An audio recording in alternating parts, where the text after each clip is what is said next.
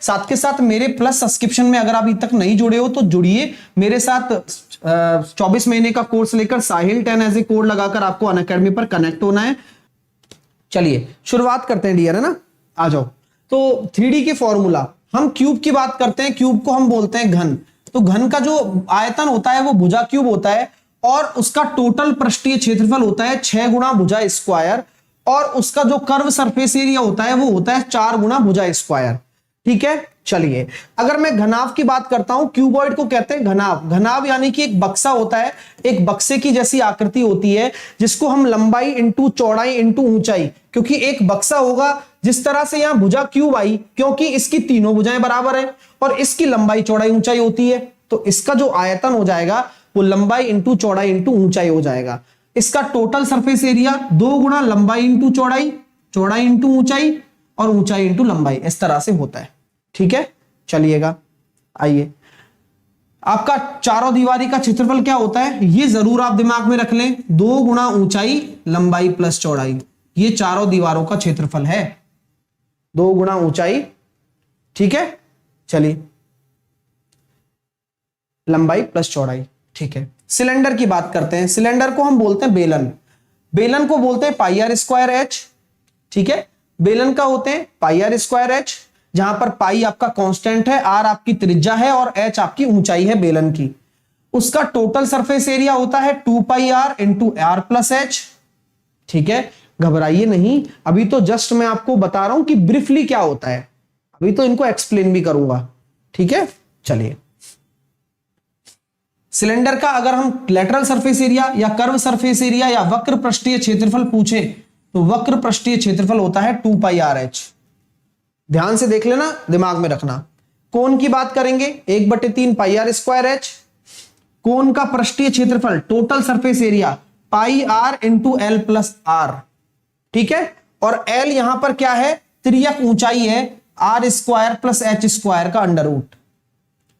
गोले की बात हम करते हैं, गोला, गोले का आयतन होता है 4/3 पाई आर क्यूब, गोले का टोटल पृष्ठीय क्षेत्रफल होता है 4 पाई आर स्क्वायर और कर्व सरफेस एरिया भी 4 पाई आर स्क्वायर होता है। ठीक है, चलिए हेमीस्फीयर यानी कि अर्धगोला, तो अर्धगोले का आयतन तो आधा हो जाएगा 2/3 पाई आर क्यूब, लेकिन यह काम की चीज है, अर्धगोले का कुल पृष्ठीय क्षेत्रफल 3 पाई आर स्क्वायर होता है, नोट कर लो, और curve surface area 2 pi are square होता है। ठीक है, क्लियर है, चलिए सर अब चलते हैं घनाभ के बारे में पढ़ते हैं।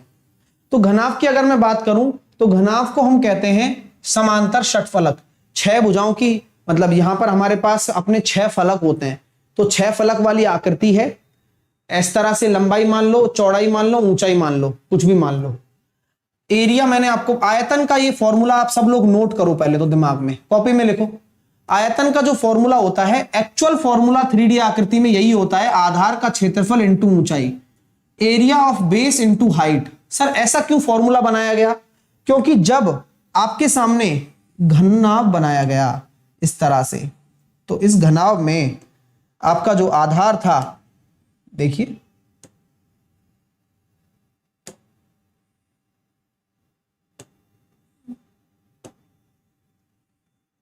ये आपका आधार है, मान लो कि ये आपकी लंबाई है, ये चौड़ाई है और ये ऊंचाई है।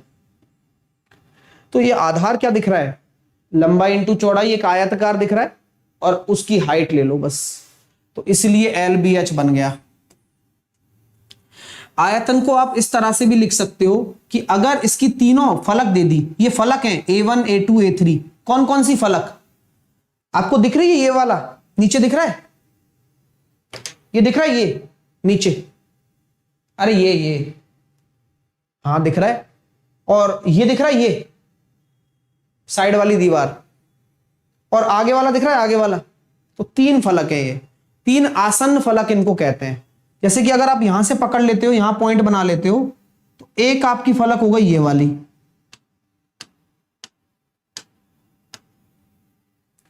एक आपकी फलक हो गई ये वाली,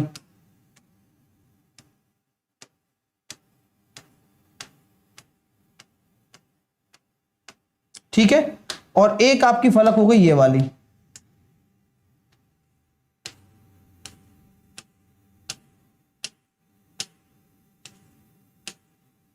ठीक है, तो तीन फलक जो दिख रही है ना, तो ये तीनों फलक हैं। इन तीनों फलकों का क्षेत्रफल दे रखा है, देने दो, और उनका तीनों फलकों का क्षेत्रफल दे रखा है, उनके गुणनफल का अंडर रूट भी आयतन होता है। ये बात याद रखना, ये बहुत जरूरी फॉर्मूला है।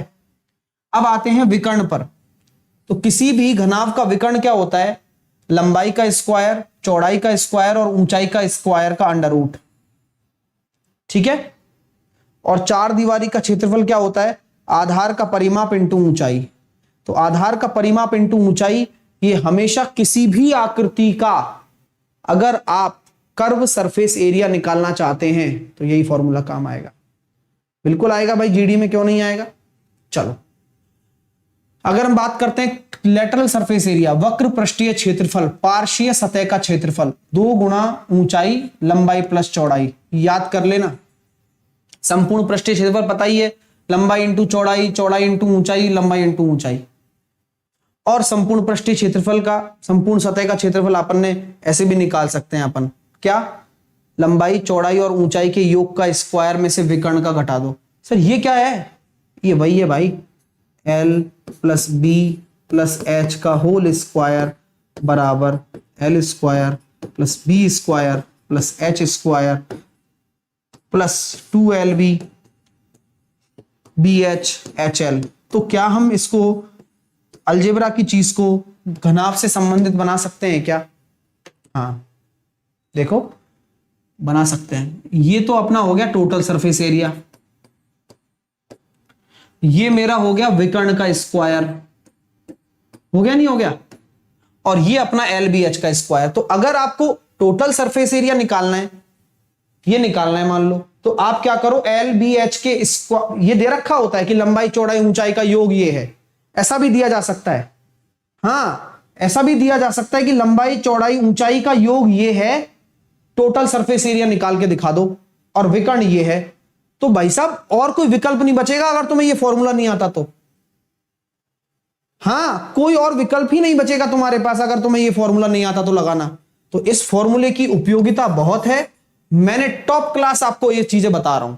ठीक है भाई, चलिए नेक्स्ट, घन की बात कर रहा हूं मैं अब। तो घन की क्या है, तीनों भुजाएं बराबर, सारी भुजाएं बराबर होती हैं, दिख रहा है आप।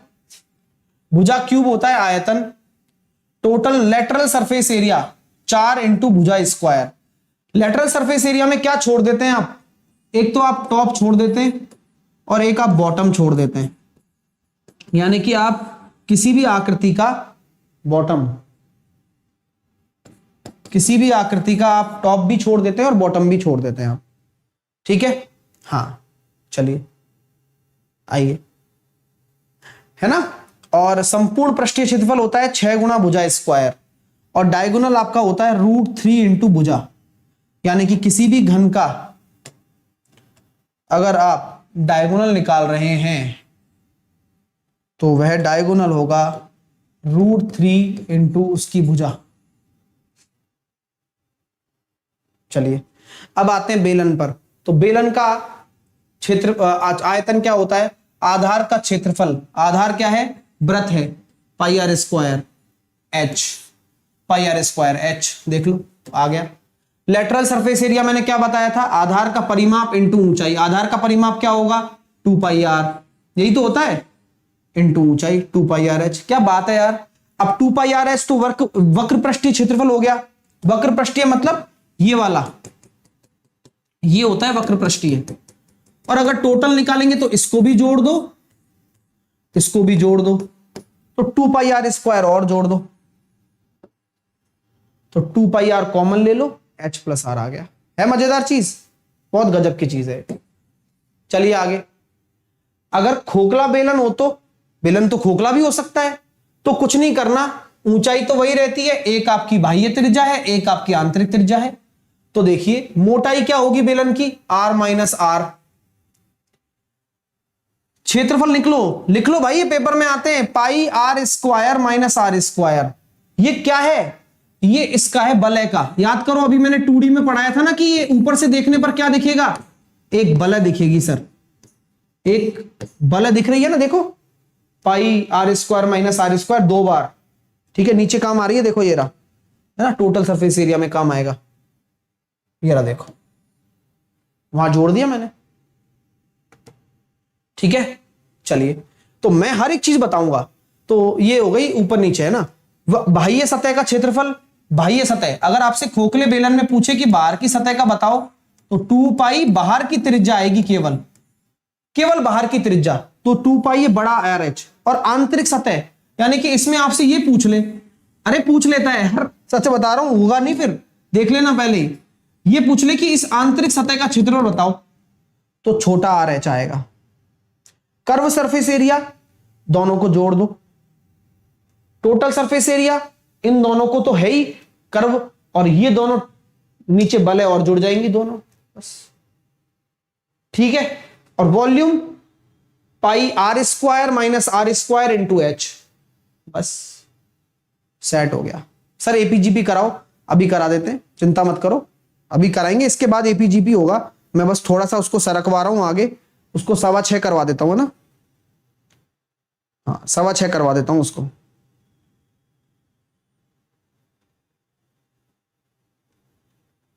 एपीजीपी और सीरीज वाले भी होंगे उसमें, है ना, सारे सीरीज वाले।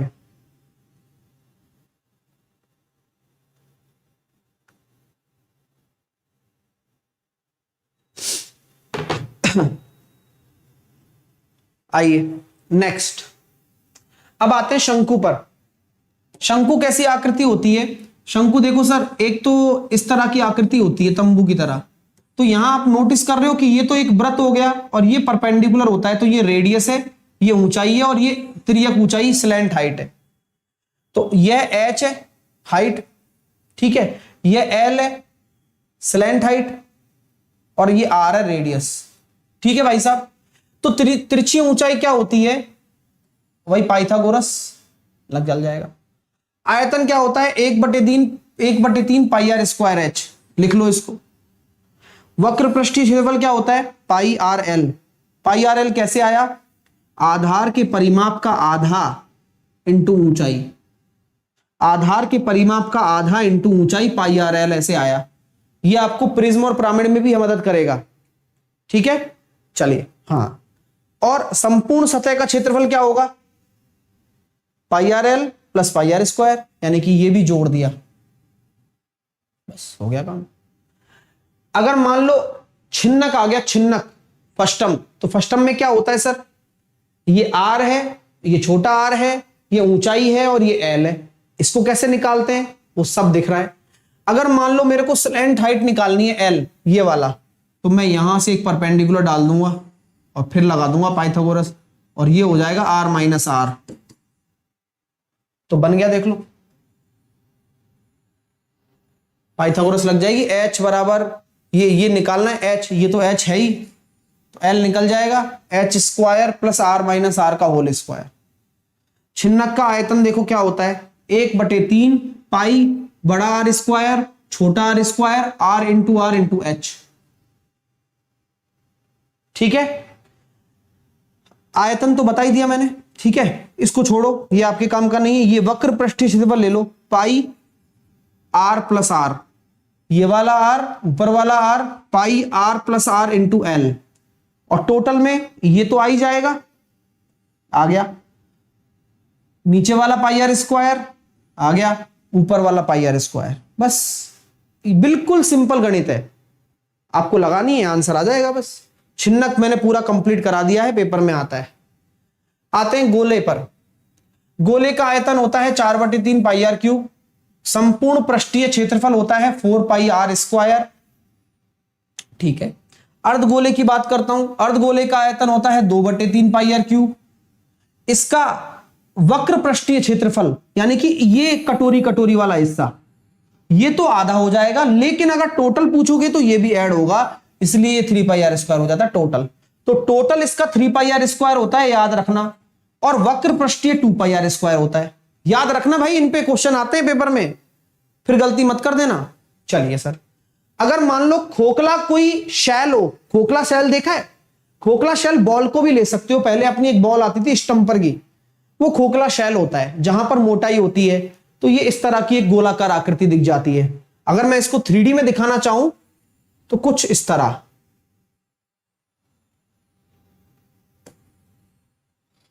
ऐसी कोई खोखली शेल होती है ना। तो वहां दो तरह की रेडियस बन जाती हैं, तो उसके आयतन में ज्यादा कुछ दिक्कत नहीं है। बस आप ये याद रखें 4/3 पाई तो रहेगा ही, r³ माइनस r³ क्योंकि खोखला शेल है। ठीक है। बाहर के पृष्ठ का क्षेत्रफल, तो बाहर का पृष्ठ है तो 4 पाई बड़ा r², क्योंकि बाहर की त्रिज्या बड़ी r है। ठीक है सर। और खोखला शेल है ना, हॉलो स्फीयर, तो बस 4 पाई r² माइनस r², बस total surface area curve surface area के बराबर होता है। ये तो लिख ही दिया अपन ने, है ना। आधा अगर हॉलो हो तो आधा, हेमी हो तो हेमी हो तो कुछ नहीं करना भाई, सिंपल लेना है 2 पाई r² plus r² plus pi r² minus r²। ये क्या है सर? देखो मैं बताता हूं, सब बताऊंगा, सब एक एक चीज बताऊंगा। ये फॉर्मूले तुमने कभी पढ़े ही नहीं होंगे, लेकिन मैं आपको लिखा रहा हूं, पढ़ा रहा हूं, रीजन आते हैं पेपर में। सर ये क्या कर रहे हैं अपन, इसका कैसे निकालेंगे? आपको आता है? कैसे आता है ये भी बताओ। ये बाहर का r है और ये कटोरा है, तो इसका वक्र पृष्ठीय क्या होगा? 2 पाई बड़ा r²। बोले यस सर, ये बात तो सही है। चलिए सर, इसका क्या होगा अंदर वाले कटोरे का? 2 पाई छोटा r²। क्यों? क्योंकि ये छोटी त्रिज्या पर बना हुआ है। ये भी बढ़िया बॉस। तो दोनों का तो कर्व ले लो, ले लिया, जोड़ के रखा हुआ है। और ऊपर से देखने पर ये पूरा ऐसा आएगा, और ऐसा देखने पर ये क्या दिख रहा है? एक वलय दिख रही है। ऊपर से देखो, ऊपर से देखो, वलय दिख रही है, और वलय का एरिया क्या होता है? पाई r² माइनस r²। तो इस तरह से टोटल सरफेस एरिया आ गया। वक्र पृष्ठीय यही होगा, केवल इन दोनों का योग। क्या बात है सर। और आयतन 2/3 पाई बड़ा r³, 2/3 पाई छोटा r³, घटा दो, हो गया काम। वीडी का सेट हो गया ना भाई, 12:30 बजे टाइम है ना उसका। तो अब आते हैं प्रिज्म पर। प्रिज्म कैसी आकृति होती है? प्रिज्म एक ऐसी आकृति होती है जिसका बॉटम और टॉप सेम रहेगा, और उसकी जो साइड की है ना वो सारी रेक्टेंगल रहेंगी, आप देख लो चाहे तो प्रिज्म को आप बेलन की तरह लीजिए, बस खत्म प्रिज्म। आयतन क्या होगा? आधार का क्षेत्रफल इंटू ऊंचाई, खत्म। अब जो भी आधार होगा वो ले लेना, ऊंचाई से गुणा कर देना। वक्र पृष्ठीय क्षेत्रफल क्या होगा? आधार का परिमाप इंटू ऊंचाई, लो खत्म, वही बेलन की तरह। और वक्र पृष्ठीय क्षेत्रफल ले लो टोटल के लिए, और 2 गुणा आधार का क्षेत्रफल कर दो, ये हो गया प्रिज्म।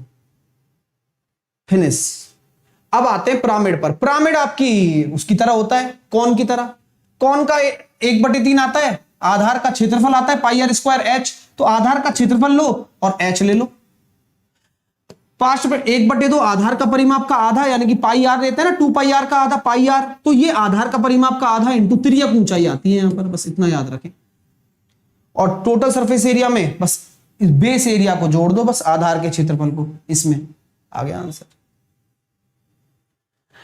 समचतुष्फलक। समचतुष्फलक इस तरह की आकृति है, इसका आयतन होता है √2/12 का भुजा क्यूब, √2/12 भुजा क्यूब, √2/12 भुजा क्यूब, समचतुष्फलक का आयतन। इसका टोटल सरफेस एरिया √3a²। ऐसे कैसे आ गया? सिंपल सा है, सिंपल सा लॉजिक है। क्या लॉजिक है? कितने समचतुर समबाहु त्रिभुज दिख रहे हैं? एक तो ये रहा, एक ये रहा, एक ये रहा, और एक पीछे, तो 4 गुणा √3a²/4, 4 से 4 कट गया।